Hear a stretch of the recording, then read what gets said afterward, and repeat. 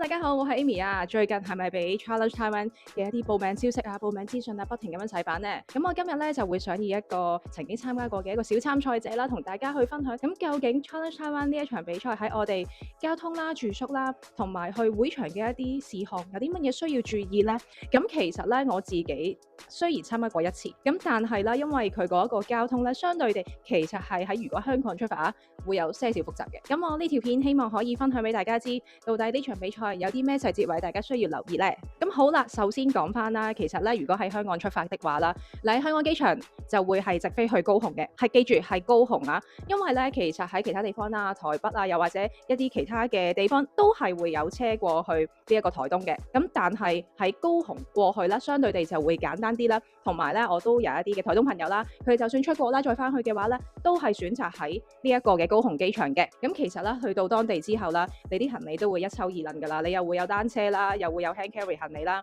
同埋最重要大家唔好太攰啊嘛。咁所以咧，咁如果咧你哋係會同啲朋友一齊嘅，大概3個人左右的話咧，我都會建議大家去包車嘅，由高雄機場啦，大概坐3小時3個半鐘左右嘅車程，就直接去到你哋台東嘅酒店啦。咁呢一樣嘢咧係相對地會方便好多嘅。咁當然啦，當地都會有巴士去嘅，但係你諗下，你個單車行李已經咁大嘅時候，咁再加埋你個 hand carry 啦，再加一啲嘅可能行李安全嘅問題啦，我都非常建議大家係包車啦。咁我哋上次嗰個包車咧就喺 Trip.com 嗰度揾嘅。咁其實我自己都做過一啲嘅價格比較啊。咁我自己咧就喺小紅書啦，同埋一啲嘅台灣網站都有揾過唔同嘅聯絡啦，去揾一啲嘅交通去包車，但係對比之下，好似 Trips.com 咧會有多啲嘅優惠啊，大概咧相差嗰個差額會有成200-300蚊咁多㗎。咁當然啦，個比賽始終係2027年啦。咁如果以我呢個2026年嘅比賽為例啦，咁其實大概啦都係1300蚊左右嘅啫。咁下年嘅價錢我就真係唔知道啦。大家而家咧都唔使去急住 call 車嘅，我哋 around 咧大概去到2026年嘅2、3月左右啦，先去揾車嘅，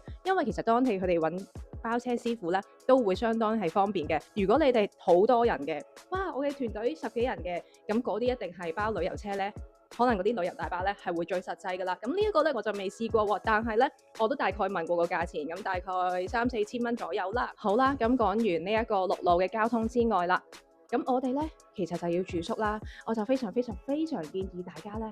去住喺起點附近。起點周邊咧，其實嗰條直路啦都會有一啲嘅 Airbnb 啦，都會有酒店啦。咁我哋上次啦，如果有睇過我嘅 vlog 都知道啦，我哋本身比較近嘅嗰間酒店咧，臨時被 cancel 咗，咁所以咧轉咗另外一間遠些少，係個車程大概都係10分鐘、15分鐘，但係你朝頭早起身嘅時候，最麻煩咧就係你要揾車過去。咁當然啦，大家去 bike check 嘅時候都可以我直接踩架車過去咪得咯。但係你唔好唔記得，當你朝頭早起身比賽嗰一日咧，其實你架車已經交咗俾大會㗎啦。咁我啱啱所講咧就係113同埋226嘅賽事，因為你哋係要之前一日去交車嘅。咁但係啦，515咧就會係比賽當日嘅朝早。如果你哋參加515嘅話，係可以選擇朝早踩過去嘅，咁就可以避免呢一個交通問題啦。你哋可以揀酒店遠些少都可以嘅，但不過你諗下，瞓多一陣就係瞓多一陣啊嘛。好啦，咁所以咧，如果大家可能你哋嘅朋友啦會係玩113嘅，又玩226嘅，又有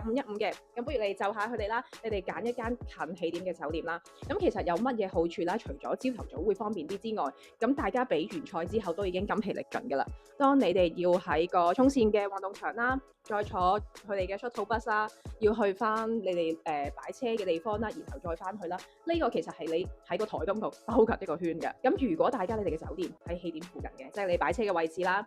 你哋當其時你哋可以直接推架車翻去，踩架車翻去，可能5分鐘內嘅事，咁就係會簡單好多嘅。咁我對上嗰次比賽啦，我係非常之感恩啦，因為我遇到一個好好嘅的士司機啦，咁佢都有好幾年嘅接載呢一場比賽嘅經驗㗎啦。咁佢就喺我嘅比賽當日嘅早上啦，同埋流山比賽當日嘅早上，再加上我翻嚟嘅時候咧，都係用 Line 去聯絡佢啦，咁佢就會走嚟車我哋翻去啦，真係非常之感恩啦。當然咧如果大家有興趣有需要嘅話咧，都可以留下留言，即係啦，或者 IGDM 我問下佢嘅聯絡方式啦，咁大家都可以有兩手準備。In case 你哋當日用佢哋個 app 嘅時候揾唔到車啦，咁你哋就可以試下用 Line 去聯絡佢啦。咁除此之外啦，講到你哋去 call 車啦，咁其實我自己啦就會建議用 Line 去 call 車嘅。咁其實台灣當當地啦都會有唔同嘅 app 啦，但係相對啦，如果係遊客 user friendly 啲嘅，我自己中意用 Line 啦。咁其實另外啦都會有其他唔同嘅平台去 call 車啦。大家最重要咧就係，如果你哋換咗 SD 卡轉咗電話號碼嘅，收唔到外在嘅一啲信息、短信啊，乜嘢都好啦，你哋要喺出發前將嗰啲 app 同自己嘅信用卡啦、account 啦，全部 collect 咗先。因為咧，以我所知會有好多人咧會用一啲當地嘅 SIM 卡啦，會相對會相宜啲啦。咁但係嗰啲嘅 SIM 卡因為唔係你自己嘅電話號碼啦，又或者嗰啲 SIM 卡只係流動數據啊，咁就變相你去到當地，我開咗個電話，我有得上網，但係當你要登入嗰啲 app 嘅時候，你需要去入翻你自己個手機號碼啦。咁當你入咗你自己香港個手機號碼之後，發現長期都收唔到短信嘅，咁呢個問題就會出現咗啦。而你嗰個手機號碼又本身冇呢一個漫遊嘅數據啊、成啊咁樣嗰啲，咁就會有些少麻煩噶啦。係啦，咁所以咧建議大家喺出發之前啦，做好呢一個嘅各樣嘢嘅申請啦。任何嘅 app 其實都係嘅，不論你喺呢一個嘅比賽還是其他地方比賽啦，我都建議大家去做咗呢一樣嘢先嘅。咁除咗呢一樣嘢啦，亦都可能會有人諗啦，其實台灣我自駕遊咪得咯，我有個國際車牌。咁大家要留意啦，因為佢哋比賽咧係連續2日啦，咁所以咧佢哋部分嘅封路措施啦，近乎係會封全日㗎。咁如果你去租咗架車之後，你去到起點，咁你泊邊咧？所以咧，大會啦或者我咧，我都唔建議大家租架車，然後去到起點附近泊低，因為你會被抄牌抄到去你玩嘅時數直至完成為止。因為佢哋當地嘅交通管制啦係非常之嚴謹嘅，我真係見到有一啲嘅私家車啦，佢哋係泊咗喺個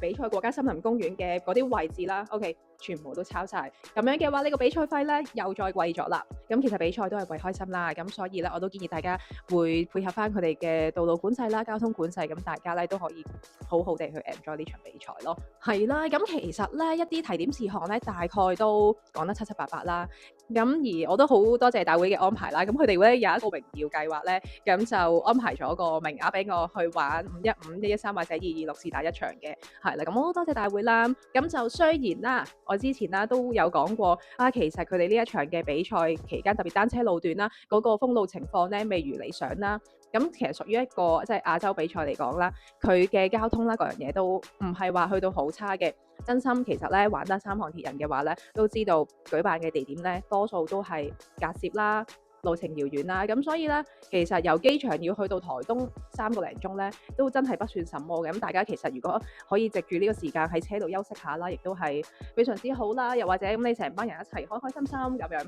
咁好啦。咁可能大家聽到而家，哇，好似呢場比賽咁多嘢要注意咁樣咧，又要機票啦，又要 book 酒店啦，成咁樣。如果大家想做一個大懶蟲嘅話，又或者我唔理啦，咁其實咧坊間咧我都見到好多啦，特別香港都會多咗好多一啲嘅小型旅行團啦，佢都舉辦呢一個嘅 Challenge Taiwan 嘅一個 package，裏面已經幫你安排晒交通啦、住宿啦、各樣嘢啊、乜乜物物啊咁樣。其實咧已經可以無腦地俾完錢，直至去比賽就得，你就可以專心去玩呢場比賽噶啦。係啦，咁就如果大家想揾嘅話咧，亦都係可以喺下面留言話俾我知啦，咁我都可以 share 一啲嘅資料俾你啦。咁但係啦，如果你話想真係酒店做到係非常非常之方便嘅話咧，咁就如果以我睇咗幾個 package 嚟講啦，都係自己揾方便。係啦，大家有睇我上一條片啦，呢排都處於一個調整同埋休息狀態啦。咁今日我呢條片咧就係我第一次用一部 full frame 嘅相機去拍攝嘅。咁我唔知道個顏色啊各樣嘢啦，出嚟嗰個效果會係點。其實我都 prepare 咗成個星期噶啦。咁又即係可能個鏡頭操控啊各樣嘢啦，因為我之前其實咧我拍片咧就會用高 ultra 啦，好 casual 咁樣去拍啦。但係我又想啲片出嚟個效果又靚少少咁樣啦，咁所以啦我而家就有部 full frame 嘅 camera 去拍啦。咁因為各樣光圈啊、快門啊各樣嘢啦，喺拍片嘅時候用翻相機咧都係非常之博學精深噶。咁我自己都喺度練習緊。咁就本身我呢條片咧係我當日收到部相機嘅時候，諗住夜晚啦就即刻拍啦，點知我張 SD 卡冇位，係啦，咁就好啦，唔緊要啦，咁我就等今日啦，好天啦，有呢個日光嘅時候就再拍啦。咁我哋就今日呢條片去到呢度先啦，咁多謝你哋收睇到嚟呢一度啊，咁我都希望條片幫到大家啦。咁我就希望冇講漏啦，如果有講漏嘅有問題嘅，大家隨時留言話俾我知。咁希望大家下半年嘅比賽啊，又或者各樣嘢咧，比賽啊各樣嘢都順順利利，身體健康。好，我哋下條片再見，拜拜。